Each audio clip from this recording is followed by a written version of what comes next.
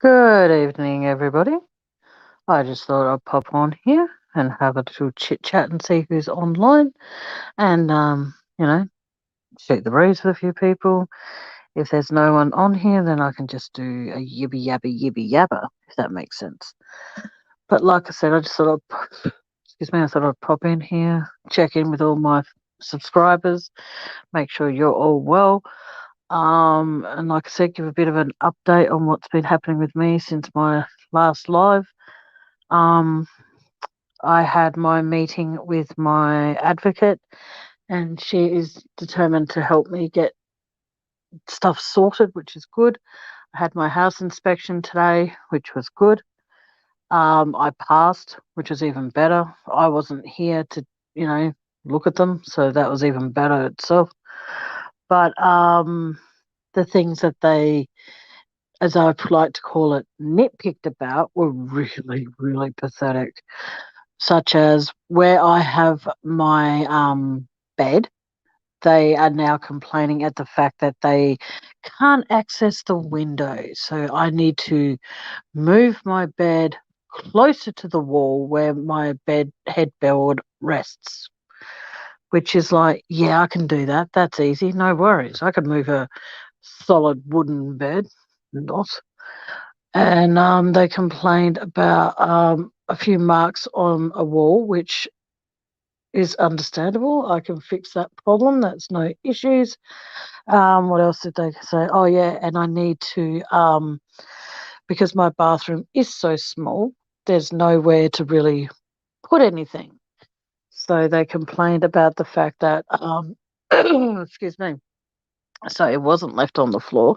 They complained about my toilet paper packaging with toilet paper rolls in it.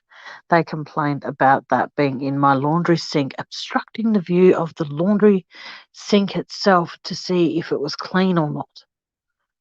It wasn't, my toilet paper's not made of concrete. You could have lifted it and moved it and taken a picture very easily. But yeah, true to their style, they didn't. But I am glad that I'm on 2 monthly inspections. They boosted me up by saying I did really good, but then they basically took all that away with a quick, swift response with just remember we can return to monthly inspections whenever we see that you have when you're failing. When you fail, if you fail another inspection, you'll be back on monthly. It's like, yeah, that's great. Thanks for that. But enough about my drama and hectic bullshit of Love Life. But I want to check in with all of you and make sure that you're all okay. I know that there's two people watching. Hello, whoever you happen to be. I can't see who you are, so unfortunately, oh wow, there's actually four of you. I can't actually see who any of you are, so I do apologise. But oh, hello, Penny. I'm okay. I'm a little bit annoyed because I said to them how I want to be able to say do some kind of return to school kind of thing. Hello, Melissa. And the thing is though is that I can't because they will not approve me for an NBN, and the fact that they still think that, or they don't still think, when I request, hey Tracy, I requested that my housing manager and her uh, not offspring, her sidekick or whatever you want to call it is hello, yeah, oh well, welcome Melissa, and thank you so much for joining my channel. I was going to say I don't think I've seen you here before, but thank you so much for joining my channel. May I ask Melissa how you heard about my channel, if that's okay? um Feel free to share. If you just say, oh, it's just a random ad, then that's a join, that's fine. I'm just, enjoying when people join my channel. This channel, just so you know, it is talking about true. Hello, Cheryl. Oh, okay. Um. Oh, that's awesome, Melissa. Thank you. Yeah, seeking the truth for Dave is cool. I admire him immensely. And you'll hear about that a lot. So, apologies for that. Enjoy your shower, Cheryl Stone. Be careful, because showers are always fun. But no. So long story short, we talk about yes, I was on there. I'm on Dave's panel quite a bit when he needs a break, and I am honoured that he allows me up there. But like I said, this chat we do talk about true crime. We talk about lots of random shit. Most of it me complaining, but when I explained to my real estate people, if you want to call them that, that the clean that was conducted this time around costed me quite a fair bit of money, as well as the gardener. And all they said is, "Oh, we're not asking you to pay for professional cleaners." And it's like, you're not. But the thing is, though, I physically can't do it myself because of my carpal tunnel. And when I attempt to do it myself, you fail me. So, it's just crap. Yes, random is crap because I see it as sometimes, it's just, and yes, that is very true, Penny. We are all friends here. If you have something that you want to talk about, that, like I've said before, because, well, no, I didn't say sorry. Penny Road, it's a good place. Oh, one of the best places, thank you, to be because it's all random chat. So we don't actually just stick to true crime. We talk about, like I said, if someone has a problem and I have a particular live in mind and someone needs just general support and a place to be able to vent, I allow people, well, I don't allow as such, that sounds like I'm giving permission. People are more than welcome to come in here and vent if they wish to, because I don't want people thinking that if they go into a live chat, it all has to be about Christopher Watts or, no offense, the Summer Wells case or anything like that. I want people to feel as though there is a channel on YouTube where they can, or Facebook, wherever you happen to come in, that people can come in here if they want to talk about something. The only thing I won't allow is bashing of other channels, even though in my personal experience since being on YouTube, it's been very, very, very tempting to do so. But just so that it doesn't come back and bite me in the ass, I choose not to do that. Hang on. Um, it just comes down to that.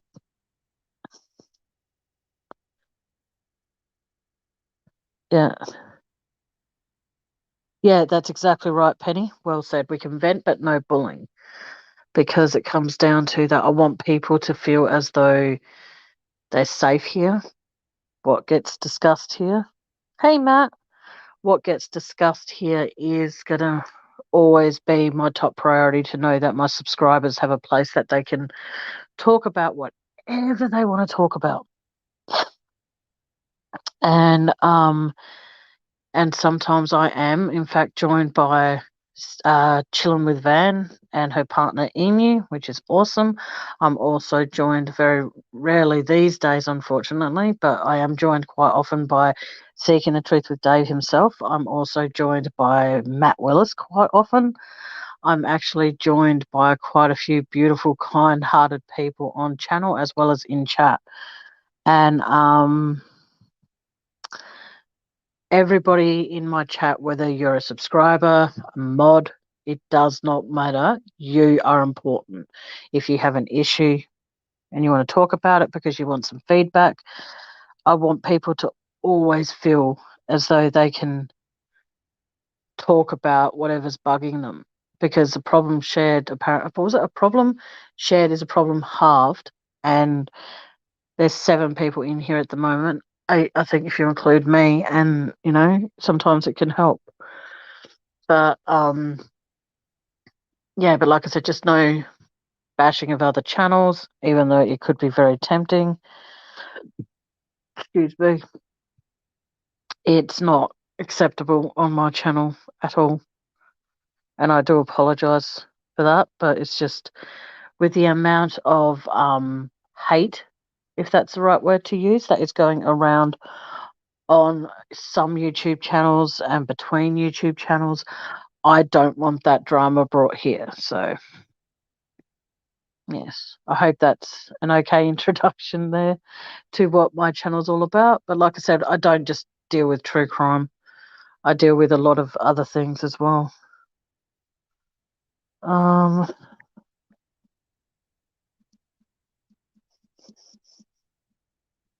Sorry, I was replying to a message. But yes, enough about my drama. How is everybody in here tonight or today, depending on where you are in your corner of the world?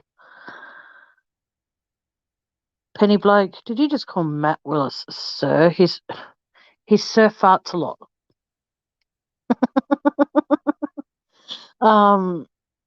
But like I said, I just want people in my chats to always feel as though they are safe. They do have a place to vent if they need to. They can always, like I said, if I talk about Christopher Watts quite a lot, and I'm fortunate enough that when Matt pops up here, he asks questions that he encourages me to be able to have good solid answers to, and I appreciate when Matt does pop up here.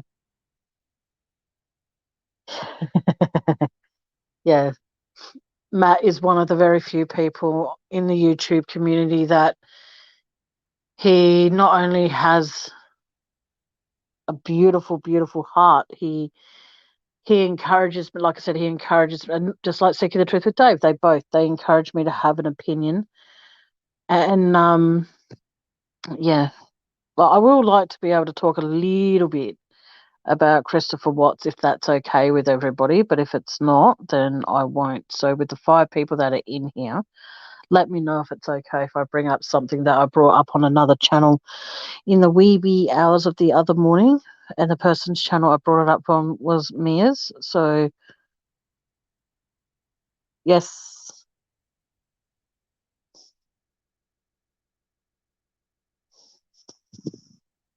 thank you, Penny. I've seen. I think on the chat I was. It was the chat I was in with Mia. Yes, Melissa. I do go into Mia's quite a bit. Mia is an absolute beautiful, beautiful person. As much as they might not think they are, they're my YouTube parents because they keep me on the straight and narrow. Oh, you saw Matt in there. Sorry. Yeah, that's okay, Tracy. That's fine, sweetheart. You can just listen. That's all good. There's a few other people that are in the background and they're just listening, so it's all good, doll. Thank you for saying hello, though. Yes, Seeking the Truth with Dave, is like a very, very, very, very, very strict brother or uncle, or as some people like to call him, Daddy Dave. But no, I can't do that. That's just weird. But he's a very, very good friend, and I'm very lucky. Like I said again, Matt, would you please acknowledge that Melissa's saying hello to you, please? Oh, he already did. Sorry. Sorry. But yeah, what I want to say about the Christopher Watts case is the fact that the video footage when you see her coming home doesn't actually match the video footage from when Chris talks to the hey Mel um doesn't match from when she came home to when he described to the police that were at the house later that day where the camera footage picked up from, if that makes sense. Unfortunately, I can't share videos on my side of the fence. So if I ever go on Dave's live again, I'll make sure he brings up the footage, but I doubt I'll be able to get him to find that. But like I said, it's the fact that if that was from that morning, and some people have told me in other chats and have actually mentioned in other chats that Nate's camera had a 10-second delay. Now, unless Shanann moves at lightning speed, it would have taken her longer than 10 seconds to go from the bottom of the driveway to the front door. Now, Nate's camera picked up Nicole Atkinson leaving, but it didn't show any footage of Shanann walking past that little gap where Nate's camera miraculously picked up on Chris, and I believe it was on a loop.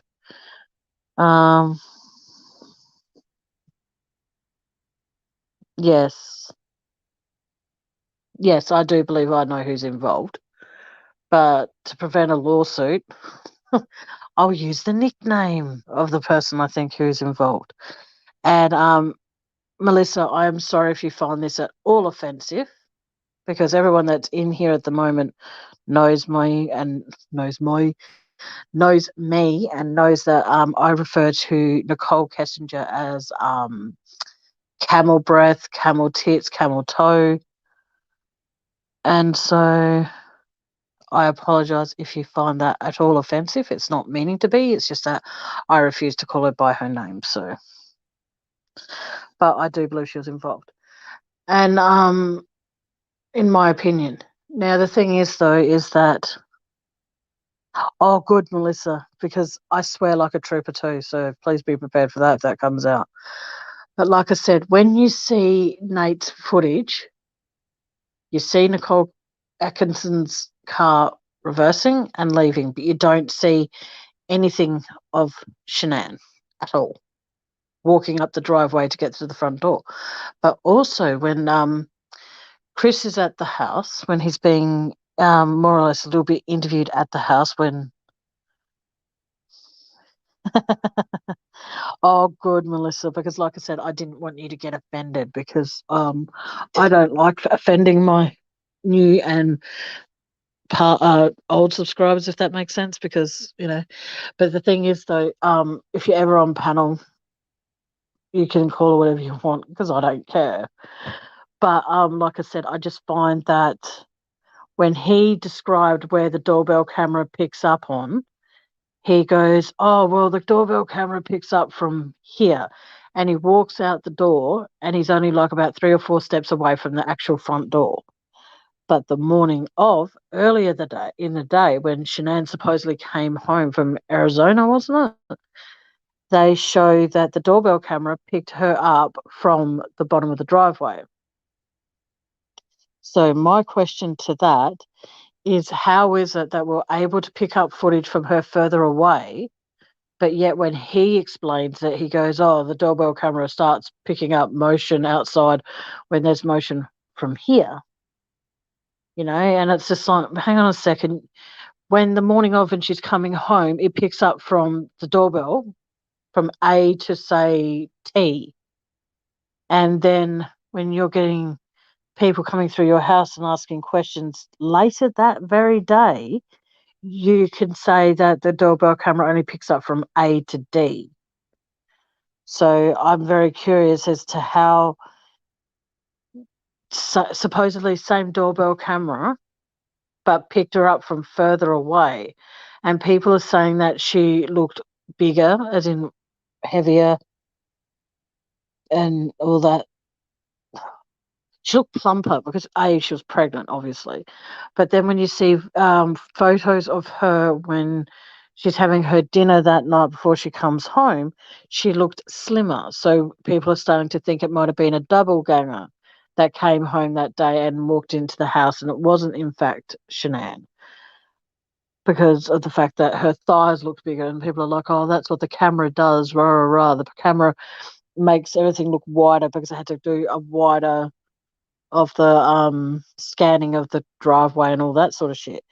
Now, my opinion to that is, why have a doorbell camera that makes someone appear larger in size than they actually are? Because if they're there for security reasons, you look back over and go, oh, they ran through the yard, I've got doorbell footage.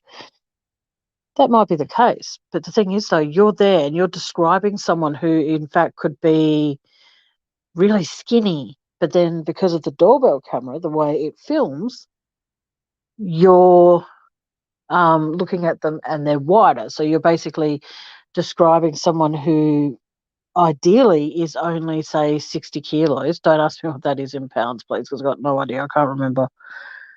And then looking through the doorbell footage, you've actually got them looking 80 kilos or something. It defeats the purpose. I'm not sure, Matt.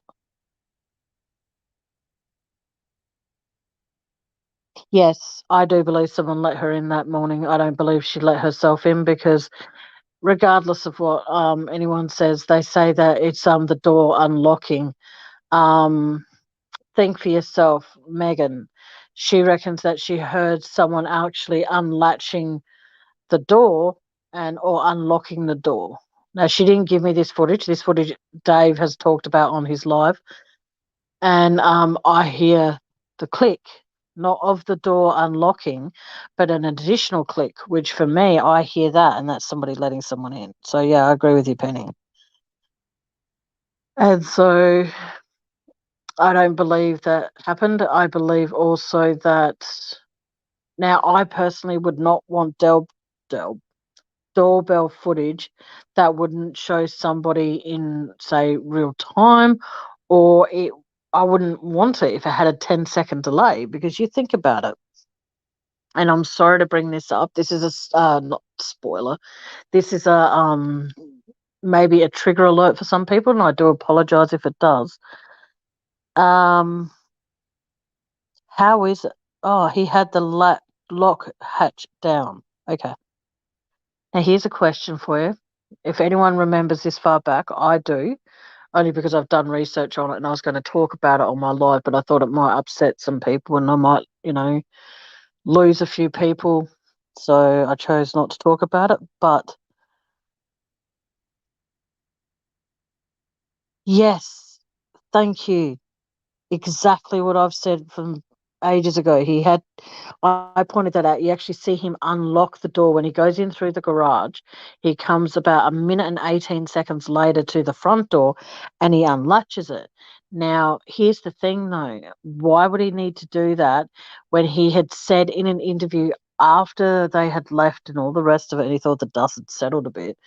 He turns around and goes, "Oh, I just want them to come into the door, like come through the door and bowl me over." Well, sweetheart, they're not going to be able to do that if you have the door continuously locked. So I'm sorry, not going to happen. But like I said, I find a lot of things inconsistent. And I don't believe that Chris did these things. I think that when Chris left, okay, here's a question for all of you. No, quickly back to what I was saying before I say that part. Do we all remember the James Bulger story? Okay, he was a tiny, all little children are tiny, Tammy. He was a 4-year-old boy, and again, I'm sorry if this is a trigger alert. This is going to be something quite disgusting, but he was a little boy that was taken from the Strand over in Liverpool, London. I think it's Liverpool, London. I think so. And what happened is the fact that he was abducted and murdered and by some kids. But the thing is, though, he was far out. What do you call it? It only took less than 10 seconds. So what I'm getting at though is with that 10-second delay, if in fact there was a 10-second delay, they could have potentially missed out on so much evidence. But even with a 10-second delay, wouldn't there have still been footage of what is say within that 10-second delay? Wouldn't that still been caught up? You know what I mean? And yeah, so how is it that they didn't think for just a second, 10 seconds, a lot can happen in 10 seconds. Well, yeah, I'm sorry if I was horrible bringing up the James Bulger story. I'm so sorry. And it was very devastating. Like I was a kid when I heard about that, and I look at it now, and I've obviously because I've grown up quite a lot since then, up and out. I've grown out, and it comes down to that. It only took the mum to let go of her little boy's hand for not even 10 seconds. Not even 10 seconds. Just so she could let go of his hand to get money out of her purse to pay for what would have been that night's dinner. This is where I swear a lot. That is so fucked up. And she still to this day says, like, she wrote a book called I Should Never Have I Let Him Go. And I haven't started reading it yet, because I can't actually grip the book to do so. But from what I've heard of it, it's actually a real, it's a tearjerker, because I do believe she continues to blame herself to this day. And, if she ever happens to come across this video, I'm saying now, honey, you are not at fault, because you're not the one that did those horrible things to James. You are not responsible in any way, shape, or form for what happened that day. And I would love, more than anything, if there was a way that she could, hear that. And that's someone all the way from Australia that I want her to know that she's not at fault. She was never to blame. So, but like I was saying, you think of, and that's what I mean without saying so stupid and so heartless. You look at what happened to James within 10 seconds, and yet they make it sound like, oh, because there was a 10-second delay. Oh, well, we see Shanann arriving home. No, you see a car reversing from the Watts driveway the morning of, from Nate's camera. All right. You don't actually see who gets in that car or out of that car, because there's no footage seen of Shanann walking past that little gap where Nate's camera was miraculously able to pick up footage of Chris supposedly going back and forth to the house.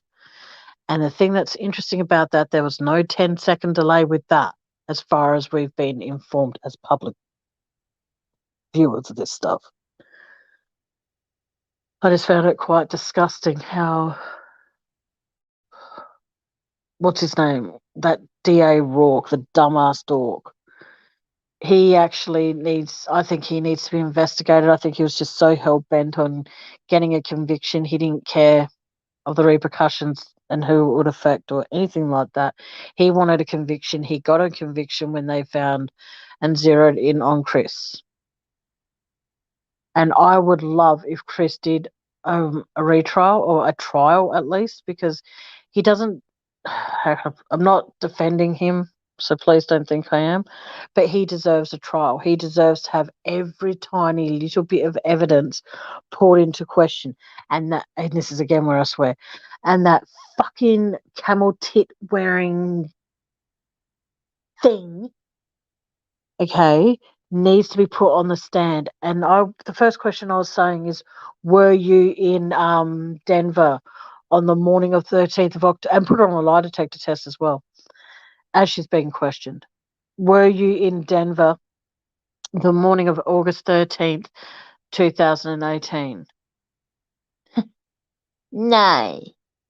Well, then, would you care to explain?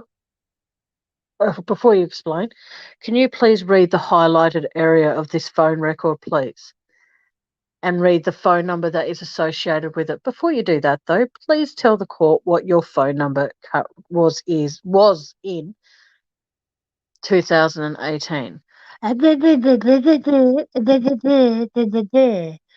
Okay, then. Now, can you please explain to me why your phone pinged in Denver, Colorado, of the morning you claim and have just said you were not in Denver on August 13th, 2018, in the wee hours of the AM. Can you please explain to me why your phone pinged in that area if you were not in fact there? Yeah, you can't explain that? Oh, okay. Can you explain to me why you can remember things that you did with Chris way back in the beginning of your relationship, but you can't remember a phone call that you had with him that extended for over 2 hours? Hello, Muffy. I still can't find your email, sweetheart. So if it's okay with you, can you please send it again, but put something in the subject so I can find it easier? It would be really cool. Sorry, doll. Yeah, so I just find it very disgusting. Oh, at the moment I was talking a bit about this and a bit about that, but oh, look at that.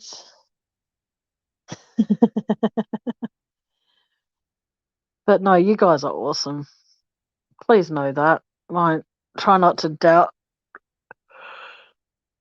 Excuse me. Please try not to doubt how much each and every one of you hold a special place in my heart because you've all been there. You're all great. You've all shown me such amazing support.